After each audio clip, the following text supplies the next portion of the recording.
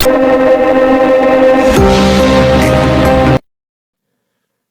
hello po, magandang gabi ha. Magandang umaga. Nasaan panig tayo ng mundo, ayan. Sana ay maayos kayo ngayon. Sa pagpapanood ng bago natin video, hindi po, maaga pa, no? Pero kabising-bising ko lang. Patulog ko kami. Okay. Tignan natin ha. Meron tayo dito, 10 of Wands. Meron tayo dito, King of Pentacles. Okay.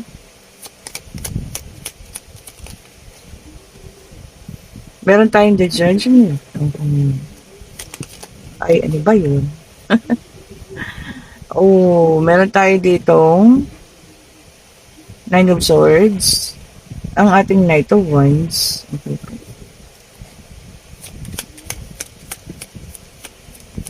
Tignan pa natin. Meron tayo rito, Eight of Swords. Dalawa na lang. Para makompleto na. Meron po tayo, may Nine of Swords naman, may Ten of Swords ba? Okay. Ayun. Meron tayong Ace of Pentacles. Wow. So, ito kompleto na po ha, ang ating 4 spread cards with 8 cards, ano? Inclusion.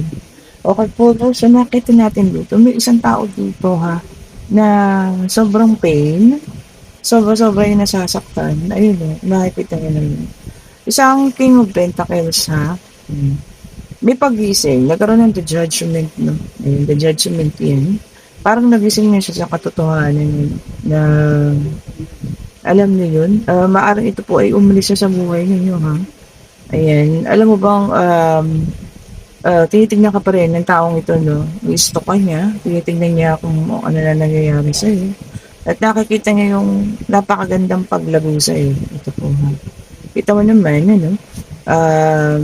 Focusing on yourself, ano, sarili. Focusing on kaperahan. Ayan, gumaganda ang career, o diba? Maayos. Ayan ha. Tapos nakikita niya, nag-evolve pa rin, nag-glow pa. Ayan po. So, ayun ang nakakapagpa-isip sa kanya, no? Sa gabi. So, kung nakikita niyo. Yan ang mga bagay na hindi makapagpatulog sa kanya. Kita mo yan? O, stock pa more. Sige. O, diba? So, ayun po yung stock kayo ng taong ito. Itong isang taong ito na may hindi ko alam bakit ngayon lang siya nagkaroon ng pag-gising, ano? Kaso, ang kita nyo, nasasaktan din ha. Akala nyo hindi sila nasasaktan. Well, nasasaktan din po yan. Hindi lang sila ganun kagaling magpakita ng ano. Or hindi talaga nila pinapakita po kung paano sila masaktan. May gusto niyang umalis sa sitwasyon niya ngayon, ano? Kaso parang hindi siya makaalis. Parang nakatali na siya sa sitwasyon na yun. Okay. Ito, gusto makipag-balikan, gusto makipag-usap sa'yo, pero wala eh. May sitwasyon siya ngayon na hindi niya po kayang bitawan. Siguro may buntis si Bakeka, nabuntisan niya. O, diba?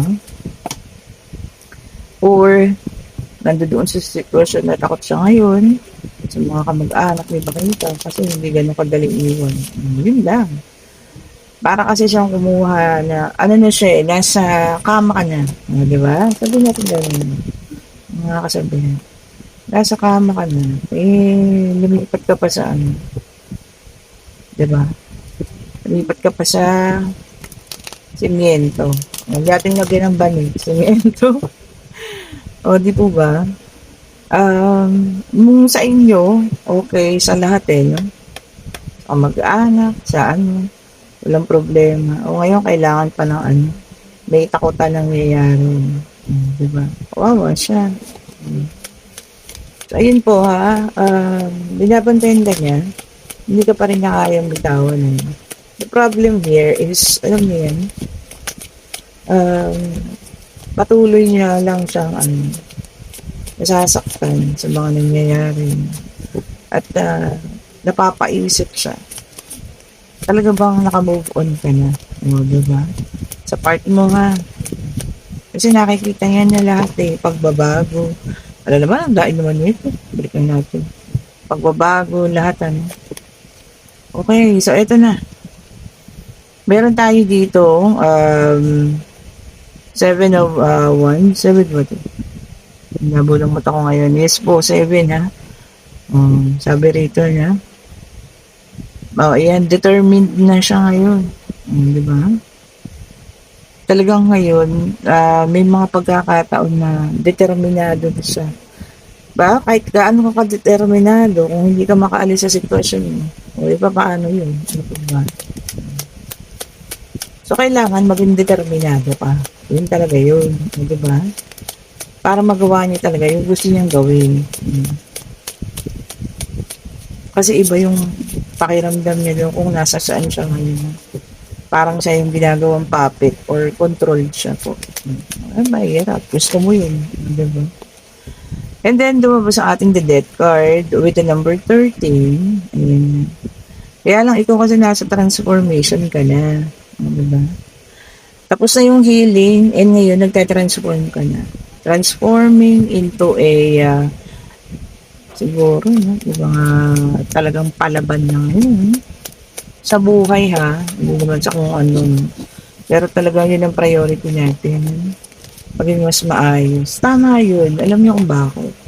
Yung success ninyo, parang nagiging sampal sa kanila yun eh, no? Kahit hindi yung saktan ng ano, pero parang nasasaktan sila. Kagaya nito. Nakikita niya naging successful ka, nagiging maayos ka, no? Nagkakaroon ka ng transformation. Ayun, no? Sobrang masakit sa kanya. No, di ba? Bakit? Kasi nasampal mo siya. Nasampal mo siya ng katotohanan, ng kaya mo. Diba? Mas mabuti ka nang wala siya. Oo. Diba? Kala kasi nila, hindi kayo mabubuhay nang wala sila. Pero yun ang pagkakamali niya dun. Okay, ito napaka-strong mo na ngayon. Continue lang yun. Pagiging strong, Queen of Wands. Okay. Strong, independent, no? So, continue nyo lang po yan. Diba? Hindi ko na kailangan ng kanyang tulong. Yun ang sa kanya ngayon.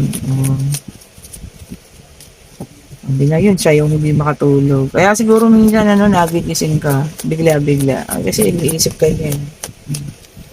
Tumatakbo ka sa, kanyang isip. Marami siyang tanong ngayon. Anong nangyari? Anong ginawa niya? Bakit ganun siya? Ba't ganun siya ngayon? Diba? Tapos siya ngayon parang naiwanan siya sa sitwasyon na ayan, hindi siya makagalaw. Kontrolado siya ni Bakeka. Gusto ba yan eh? Hindi ko ba? Gusto niya yan. Ano pa natin? Ayun na. Hindi. Meron gusto talaga po makipag-uusap. Reunion card. 3 of Cups.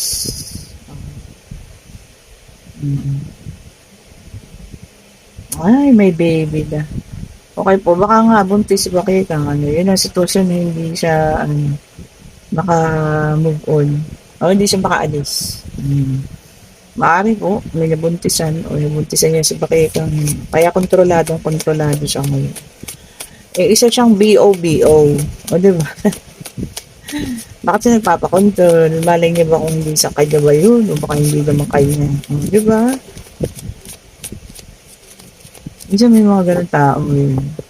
Or kung hindi man to si Bakekang or Bakekong yan. Pwede. Okay, and then the Hierophant may dalang number 5. Okay. Ito pa ang isang nakaka-torete ngayon sa kanya. Baka maaaring gusto na niyang mga partidos na siya nagpakasal na. Kaso ayaw naman ng puso na niya. Ikasal na sila. Wala tayong magagawa. Ay, may plano siya. May plano siyang tumakas. Okay po ha. Escapism. Sabi niya. May plano siyang tumakas. Plano niyang mabuti. Kasi kapag siya ay nahanap, kawawa siya. Bugbog sarado siya dyan, sigurado. Then, 4 of Cups, the apathy card. Nakakaisip na siya ng mga negative things. Diba? Na-attract niya yung negativity. Kasi, alam niyo yun, marami na siyang naiisip na baka hindi magaganda. So, somehow, di ba, akala niya langit yung napuntahan niya, hindi naman pala. Diba? Hindi pala langit. Ano ba ito? O yan, may number 18 pa tayo, which is the moon. O, ngayon ha, may dalang number 18. O, marami siyang illusion tungkol sa inyong dalawa. Ano yung panaginip na lang? O, diba? Sa isip niya na lang. Baka nga naman mangyari pa, no? Pero, I doubt it. I doubt it. Kung mangyayari pa ito. Kasi pagka yung mga taong naiwan talaga, move forward na, wala na to. Tsaka ulit pa, isa pang sitwasyon, hindi siya makalis sa sitwasyon ng po. Kahit anong gawin niya, hindi niya maiwanan.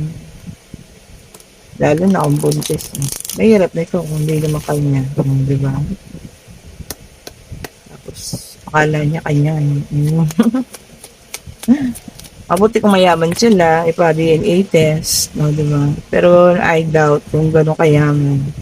Okay, and then meron tayong Three of Cups, Water Sign, Cancer, Scorpio, and Pisces. Okay. Oh, sabi rito, no, 3 is a crowd. Baka palaging merong tatlo kayo sa isang relasyon, merong best friend ng ganito, best friend ng babae. Hindi po maganda yun na kasi, 'di ba, nagkakaroon ng parang na mas nakikinig sa best friend kaysa doon sa partner. No? As much as possible, magkaiba po yung relasyon ng best friend ha, sa inyong boyfriend, girlfriend, o kung ano man po yun. Pag friend, ilagay niyo sa best friend na talagang ato kaibigan lang ha. Pero iba yung pakikitungo din sa partner. Diba? 3 is a crowd na po. And then, meron tayong King of Wands sa fire sign in reverse. Aries, Leo, and Sagittarius. Naku, ruthless. Ayan. Walang awa. Ruthless daw po ha. Walang awa. Kasi naman ito. Or ikaw ito, na wala na. Hindi mo na talaga bibigyan ng awa. Kahit awa na lang. Siguro ganun talaga kasakit yung ginawa sa'yo. So, hindi mo siya bibigyan ng awa. Hindi mo papatawarin. Wala kahit anong gawin niya. Bahala ka dyan. Parang ganun ka. Pagod ka na. O, di ba po? Ganun talaga po ha. Pag napagod na yung isang tao, paulit-ulit na lang ginagawa. Talaga naman. Hindi lang yung awa nawawala. Pagmamahal, lahat yan. Compassion. Lahat po yan. And then, meron tayong temperance of fire sign. Okay po ha. Baka naka-reverse. Temperance pala. Sorry po yun. Si temperance naka-reverse. Ako, sobra-sobra daw po. Ayan. Kumbaga, hindi nakabalance. Baka, alam niyan, sobra-sobra na kayo magbigay. Sobra-sobra yung pagmamahal. Lahat sumusobra na, ha. Hindi na po balance. Sobra na rin sa paggasta. Ako, yun ang mahirap. O, ano nga natin ang ating mga sarili, ha. Bantayan. Ayun. Lahat ng sobra, alam niyo naman. Hindi maganda po yan. And Queen of Swords, air sign ulit, At sabi niya rito ha, meron kayong taong i-judge ayon sa kanyang mga kilos, Naluwa po muna, Kasi pag nag-judge tayo ng ganyan, tapos hindi naman pala tunay, diba? Sabi nga nila, don't judge a book by its cover. Alamin muna natin. Kilalanin mabuti. Bago natin ibigay ang ating judgment sa kanya. Baka meron kasi kayong kinikilalang tao. And then, Wheel of Fortune in reverse. Fire sign ulit ito, ha. Naku, okay, yung isa kanina, unbalance. Ito naman, walang control. Naku, yun ang hindi maganda, ha. Pag nawawala na tayo ng control sa bagay-bagay, isa-isa na pong bumabagsak. Take control of it. Sabi niya. Kontrolin natin hanggat kaya natin. Then, meron tayo dito, Knight of Pentacles in reverse. Earth sign ulit, Naka-reverse. Sabi niya rito, no? Um, self-discipline. Maganda naman. Unahin natin yung discipline sa sarili mo. Meron din naboboard na. Boredom. Baka paulit-ulit na lang ang pangyayari, no? Pwedeng trabaho niya, no? Ganun at ganun na lang. Tapos naboboard na din. Nagkakaroon na ng burnout. Napapagod na. Siguro pwede kayo magpahinga. File lang leave, no? Kahit na mga ilang araw man lang. Paid leave, ha? Para bayad pa rin. So, pahinga po tayo. Kailanganin natin yan. Hindi pa po. Tignan pa natin. O ano pa? Ayun. And, meron tayong 7 of Swords. Air sign ulit ito, no? Meron ka raw makikila ay meron daw gagawa sa iyo, ha? Na akala mo yung ano, parang walang nangyari. Parang aarte na walang nangyari. Di ba? Sino man ito? Yung partner, ganyan. Yung mga ganun tao na narcissist yun. Di ba? Parang gusto na kayong balikan tapos yung parang walang nangyari, parang okay-okay na kayo. Di ba? Ito yung dalawa po, ha? Kaya ano natin? Balik natin. Kung ba't nagwawala dito si Pipoy? Ayan. Ito yung tumalon talon. 7 of Cups. Water sign. So, kompleto na po lahat ng zodiac sign dito. May mga opportunity na darating sa ilan. Okay po. Mga hindi nyo inaasahan. Unexpected opportunities. Sabi nga nila. Kung ano man po yan, sana makatulong sa inyo. Lalo na kung maganda naman. Magandang oportunidad. Grab agad yan. Di po ba? Huwag natin bitawan, ha. So, yun po. And, eto pwede na kayo magtanong, ano. Pag-ibig, pangyayari. Pag-travel, kung ano man po yan, ha. Bigyan natin ang kasagutan. Divine Universe, bigay mo po isa lang. Ayun na. Oo, yung ganda. Wheel of Fortune. May kasamang number 10. Sa ating mga numero ay 5, 13, 18, and number 10 po. Ha? Wheel of Fortune, good luck. Ang ganda, no? Good luck and good karma is coming. Ayan. Soulmate din. Ano yung iba, pwedeng makikilala ang kanilang soulmate. Okay. So, ito na, turning point of events. At ang sagot po ay maaari. Kung ano man yung itinanong ninyo. So, maaaring makayanin nyo, maaaring makaalis na, maaaring makapasa sa kung ano man. And kung nagugustuhan nyo yung ating reading, pa-like, pa-share, pa-subscribe, and hit the notification bell po, ha? Para lagi kayong updated sa mga bagong videos na nire-release natin. And kung kayo nasa situational reading na super stock sa'yo ang taong ito, okay, magpo-post pa ako ng magagandang pangyayari. Para lalo na mamatay sa inggit. Di ba po naman? So, kung ganun po yung mga pangyayari, wala ka naman dapat gawin. Yan mo lang siya kasi siya naman yung, alam mo yun, hindi makatulog. No, siya naman yung nag-iisip, no? Okay lang yan. Ang problema lang dyan, kasi pati ikaw minsan nagigising-gising ka.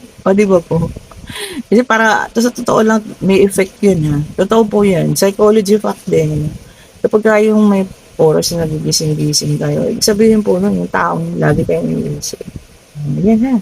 And kung gusto nyo mag-order ng ating mga bracelet, ayan, eto na po. Kasama na dito yung ating pyrite, ha. Na talagang nagulat ako kasi every chunks and every pieces, parang may ginto po sa loob na kumikinang. Ayan. Kaya nga tinawag po siyang full month's gold. Ayun. Nakita niyo po yun. Ayun, para siyang kumikinang talaga yung loob niya. Ayan po, ha. Okay, mag-order na kayo. At meron pa dito, no. Ayan, kasama ng ating Green Aventurine. Lapis lazuli po ito, ha. Crystal of all wishes.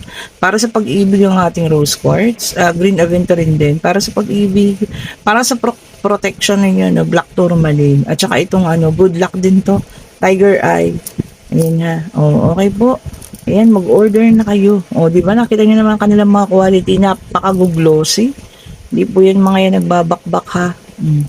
Ayan, salamat po sa mga umu-order, ha. Bukas tayo magpa-GNT po, ha. Ayan, para makumpleto lang lahat ng orders po. Then, bukas yan. Hopefully, bukas sila, kahit Sunday. Okay po, have a great day po sa inyo. Stay safe po sa lahat ha. And salamat po sa mga bagong subscribers, sa mga datihan na, sa mga bumabalik, sa mga lagi nag-aabang. Thank you so much po sa inyo. And sana po ay maging okay tayo lahat. Ano? Um, yun nga, no? Mag-ingat po sa mga lindol at sakuna. Salamat po.